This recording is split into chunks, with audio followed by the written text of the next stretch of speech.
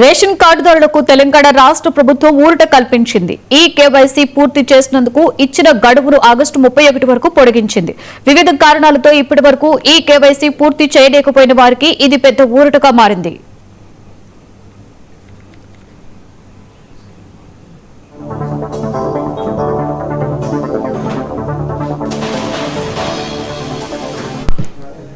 మొదట జీహెచ్ఎంసీ పరిధిలోని లబ్ధిదారులకు మాత్రమే ఇవ్వాలని నిర్ణయించారు. అయితే ఇతర జిల్లాల నుండి వచ్చిన విజ్ఞప్తులను పరిగణలోకి తీసుకుని రాష్ట్ర వ్యాప్తంగా అమలు చేయాలని నిర్ణయించారు. రాష్ట్రంలో కొనసాగుతున్న స్మార్ట్ ప్రక్రియ, పలు జిల్లాలలో కురుస్తున్న భారీ వర్షాల వల్ల ప్రజలు ఇబ్బందులు పడకుండా ఉండేందుకే గడువు పెంచినట్లుగా అధికారులు తెలిపారు.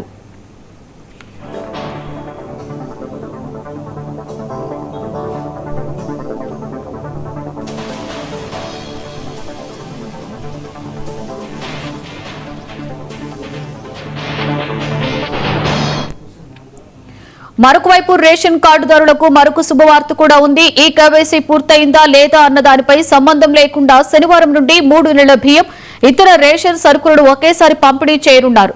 సూపర్ ఎల్నినో ప్రభావాన్ని దృష్టిలో పెట్టుకుని కేంద్ర ప్రభుత్వం ఈ నిర్ణయం తీసుకుంది.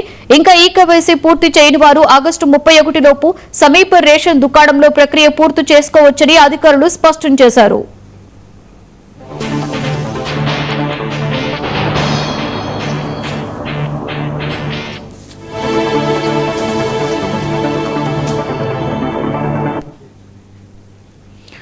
కృష్ణా జిల్లా మచిలీపట్నం